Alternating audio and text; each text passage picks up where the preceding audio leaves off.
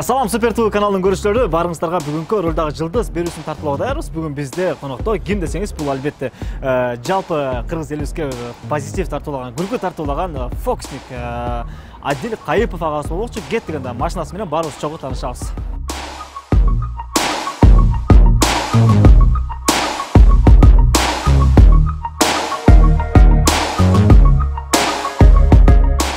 Үлгүсү BMW X5, чыккан жылы 2002 жыл.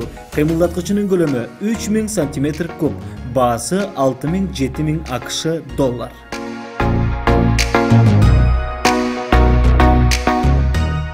Ассаламу алейкум. Ассаламу алейкум. Табиз болгондайсыз? Жакшы. Кандай жүрөсүз? Сонун жакшы жүрөм. Өткөндө чалганда тамагым ооруп дедиңиз. Эмне болду? Выступать этип атып, азыр дагы көрүп атасызбы неме? Жаман болуп атат, анткени выступлениеда бир клубда выступать этип, кыйкырып атып, голос ушундай болуп калды. Бул фокус көрсөтөсүз, ошо өзүңүздүн эле кесибиңиз боюнча эле? Фокусник. Фокустарды көрсөтөм. Негизи фокустарды абдан жакшы көрөм. Ушу картайганга чейин көрсөтөм окшойт. Буюрса, келиңиз, бүгүнкү темабыз рулдагы жылдыз. Эми канча дагы сиздин өзүңүздүн машинаңызды өзүңүз жакшы билесиз. Кенен тааныштырып бериңизчи, келиңиз. Качан машинаңызды алдыңыз? Бул машинаны бир 4 жыл мурун алгам. Мурунда ушундай эле машина болчу, бирок бензин болчу, азыр дизель. Эң сонун, анткени машина чоң, бирок майды аз ичет. Бул эң сонун нерсе. Анткени мен рулда көп отурам, көп шаарларга кете берем. Ошо бул машина жабып калып мага, кандай десем, бир нюансы эле бар да, бир нюансы. Есть одно но. Есть одно но. Капкара болгондон кийин күнүнө бир 2 жолу жылуу погода болгондо. Анткени кара мындай азыр өтүп кеткенде эле уже кир болуп калат да. Ушундай бир минусу бар, бирок кара свет абдан жагат. Ошо машина жагат мага. Жакшы. 4 жыл мурун алган болсоңуз канча калдыңыз эле баасы? Мурун 7500гө ушундай. Азыр канча турат булар? Билбейм. Азыр Өзүнүн баасын сата албай калдыңыз да уже? Билбейт экенмин ушуну. Бирок сатпайм, пока сатпайм. Айтып койсо, мен пока сатпайм деп эле. Пока сатпайм, анан айтам. Өзгөчөлүгү эмне? Эмнеси менен жагат болсо керек? Эң жагат. Мага ушу кандай десем, бул дизель дегенде бүт бар чочуйт экен, ой, ушундай кылат. Бирок дизель болгон менен бул машина обороттору күчтүү. Мындай бензин менен турганда неме болсо болот да. Ашып кетет. Ошо анан маневренасы жагат. Анан менде ушу BMW, биринчи BMW 34-күнчү кузов болчу. Анан аны жаш кезде алмаштырып, бирок эң биринчи жолу BMW отурганда бир ушундай сыйкырлуу магия болот экен. Кайра эле келе берет экенсиң. BMW-ны алып эле айдай берет экенсиң. Ал сынса деле макул деп СТОшкаларда кирип болуп жүрө берет экенсиң. Бирок өзүнүн немеси бар экен да мындай. Эң биринчи машинаңыз кайсы? Эмне машина? Канча жашыңызда отурдуңуз эле рулга? Рулга азыр 22 ушундай, 23. Эң биринчи машина 99 советский машина болчу. Аны мен ал дагы сыйкырлуу машина болчу, анткени 2 күн айдап, 3 күн ремонтто болчум. Ал супер неожиданный машина болчу. Айдап баратканда эле өчүп бүт барын, анан күтөсүң, колесону тебесиң, дөңгөлөктү тебесиң. Дөңгөлөктү эч кашылат. Ушундай бир шумдуктай машина болчу. Эң биринчи машина. Манан досторума университеттерге барганда алар уялып, "Ти машинаңды тетек алып койчу башка жерге" деп уялчу. Эң кымбат машинаңыз канча болду эле? Эң кымбаты? Эң кымбаты ушундай BMW болчу, бирок бензин болчу. Ал кезде бир 15-16 миң турчу. Ушулар дагы мурун ушундай суммасы ушундай болчу да, ушу машиналардын. Анан бирок азыр ушу 7-8-5 миңге тапса болот. Эң биринчи канча жашыңызда болду эле фокус? Эң биринчи фокусуңуз? Жок, фокустарды мен 16-17 жаштан баштагам, бирок аны билбечүмүн мурун. Анан Москвага барганда ал жерде жөнөкөй повар болуп иштеп, момундай. До сих пор детелек. Ошо анан уш жерден бир китепти сатып алып, ушу китепти окуп, бир 18-19 уже баштап жакшы мындай фокустарды үйрөнүп баштагам. Профессиональный, уже көрсөткөм. Анан эң биринчи выступлением фокусник боюнча эң шумдук болчу, анткени ал кезде бияка келдим. Ал кезде ведущийлер мондай аккордеонду ойноп, ушундай ведущийлер болчу. Анан мен айттым да, сиз айтып коесузбу, ушундай фокусник чыгат десем, алар таң калып, эмне фокусник деп түшүнбөйчү. Анан ушундай убакыт болгон, анан атайын образ көп ойлонуп, образ мындай чачымды өрүп, мындай башкачараак болгом, анткени бизде эл мурун действительно фокус дегенде түшүнбөчү да, бул эмне, ал кандай деп. Азыр современный болуп атпайбы? Бүт ютубтан секреттерин бүт айтып атпайбы? Көрүп алып, мындай кылды деп ыйлангым келет. Мурун ушу образ ойлонуп, табып ушундай кылчумун. Ошо. Жакшы. Эң кымбат, эң биринчи акча тапканыңыз канча болду фокустан? Эң биринчи, эң кымбат андай жок болчу, анткени эң биринчи мага мондай борсок салып берди. Бирдеме салып берди, и пакет. Мен жыргап кетип калдым. Негизи фокусниктер бүт дүйнө жүзүндө общение кылат, общаться этип, дружить этет. Ушулар менен жолугуп, аларда фокусниктер реквизит деп коет, атайын специальный реквизиттерди сатып алып келгем. Ошо андан көп убакыт өттү. Азыр чоң фокустарды заказ кылам. Бизде чоң фокустар бар. Кыздар учат, жоголуп калат, башка жерден пайда болуп калат. Бул сатыла берби фокус ушундай даярдап чыгарышып? Ооба, мисалы биз экөөбүз бир фокусту ойлонобуз, анан башка фокусниктерге жазабыз, мындай ушундай таптык бир сонун выкатты мындай кылабыз десек, ага жаксы, ага сатабыз. Анан башка киши ушундай, бул негизи фокусник деген ушундай немеси бар да. Эң арзаны канча? Эң арзан фокус бир 100 сом турат окшойт. Эң арзан. Эң дорогой бир 60-70 миң доллар. Бирок даже еще больше бар окшойт. Канча сомдук сатып алып көрдүңүз эле сиз? Менде дорогой фокустар бар. Канча болду эле? Орто сумма. Азыр негизи бүт барын санаганда бир коркотом айткан. Эми көп. Айтсаңыз, кызык болот чын эле ушундай. Эми бир жакшы фокус бир 5000 доллар турат. Бир жакшы фокус. Ал мындай фокус мен сизде алам, сиз учасыз. Типа такого, ушундай фокус 5000 доллардан турат приблизительно. Эми фокусундай карап көргөндө биздин өлкөбүздө анчалык өнүкпөсө дагы, башка мамлекеттерде өнүккөн да. Бизде кандай кабыл алат, башка өлкөлөрдө кандай кабыл алат? Кандай ойлорду айтышат? Эми азыр как раз ушул жерден бир сиз көрсөткөндө көп комментарий жазылат, көрөсүз. Мондай комментариялар жазылат. Бул шайтан, ширик, жаман нерселер, кишилерди алдайт деп. Бул Кыргызстанда. Бизде. Эми көп андай эмес, бирок негизи бизде мен фокус көрсөткөндө анан байке, чоңураак байке табылбай калса айтат да, сразу эле айта берет. Сен жиндер менен сүйлөшөсүң деп. Мен ал китеп менен үйрөнгөм. Аны любой киши үйрөнсө болот. Анан секретин айта албайм да. Анан унчукпай турам да. Анан ал ойлойт окшойт. Ушундай деп. Негизи башка чет мамлекетке чакырганда, супер мусульманский странага чакырат. Мен учам, выступать деп. Ал жерде эми алар билет, бул артист, бул иллюзионист деген бул профессия. Бизде андай эмес. Бул айтсаң, бул профессия десең, жок, бул жаман дей берет. Ошол баягы кино барго? Оказаловка, иллюзия обмана. Иллюзия обмана. Эмнеге ошончолук ошондой масштабдагы мондай бир концерт бербейсиңер? Уюштуруп, мисалы дворец спорта барабыз. Ошол жерден бүт баарын уюштурасыңар. Сиз бул жерден так чыгып туруп эле кийин мояк дешип чыгып калып эле мүмкүн крышадан түшүп кетет деген сыяктуу. Качан болот? Жок, андай менде андай фокустар бар, бүт бар. Бирок мен көп жыл мурун ушу концерт кылам деп анан ойлондум да. Так, мен жылдыз эмесмин. Мен мындай ушу шайтан пайтан нерсе. Мен бияктан ошо концерт десем, киши негизи келеби же келбей деп бул пока мысль пока турат да. Бирок бар да мындай ойлоом бар. Планда бар. Темадан алыстабай бир аз машина жөнүндө сүйлөшөлүчү. Келиңиз. Кимди эркелетесиз?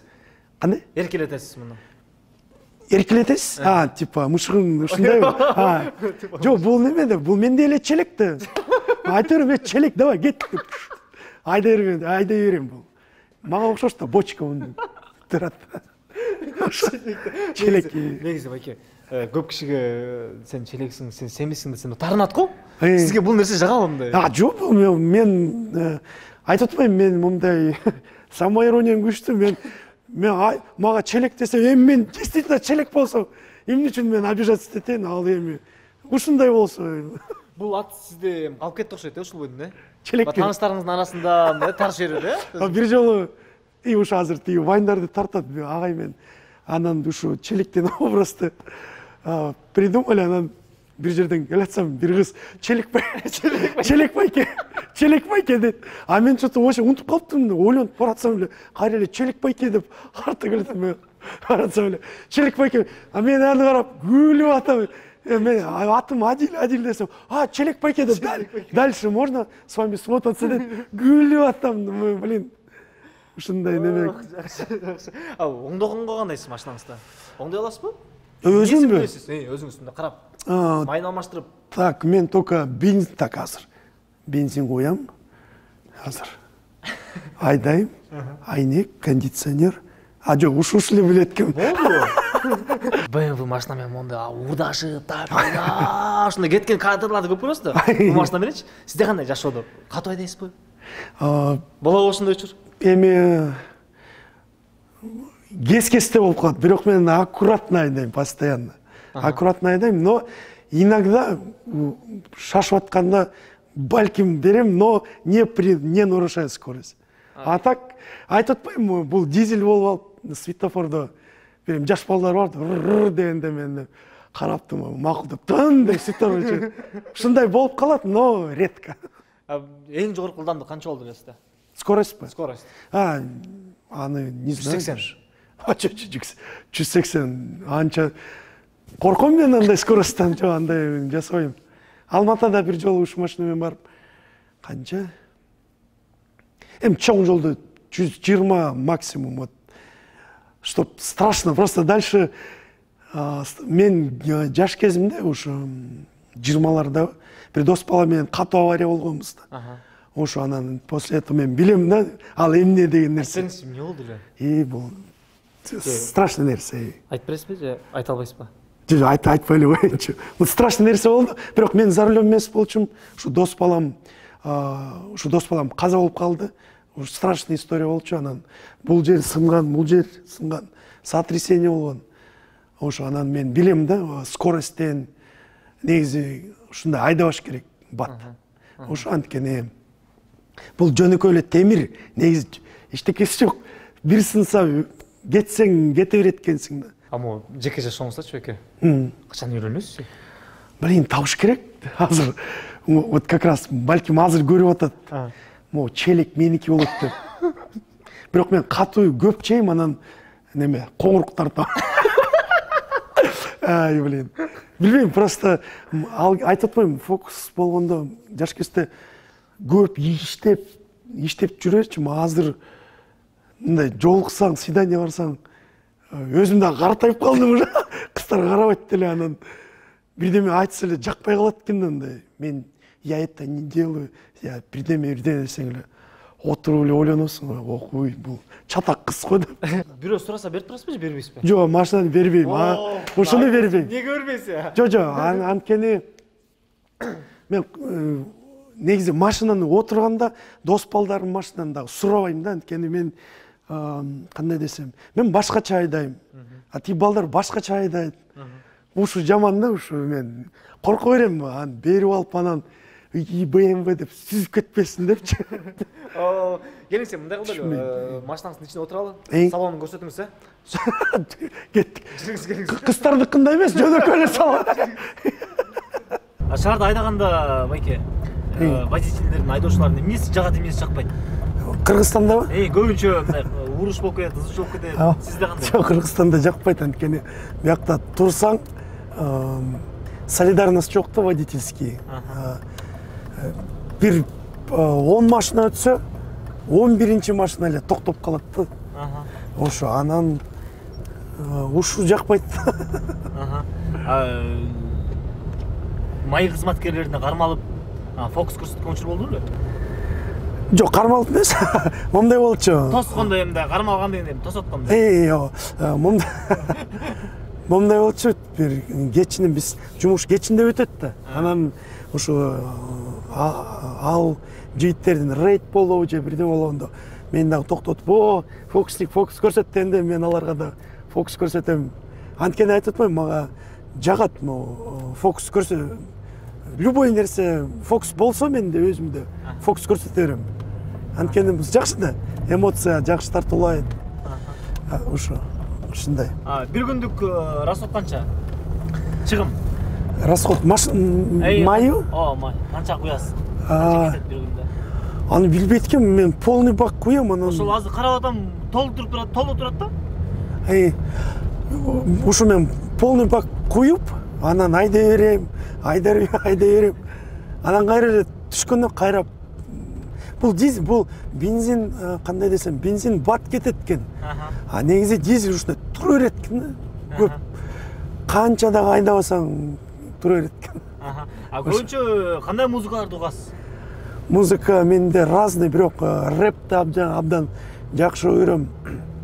Рэп, биздин местный рэпти угам, старый рэп, Кигас, акапелла. Ушундай балдарды машинада угам. Руки вверх жакшы көрөм.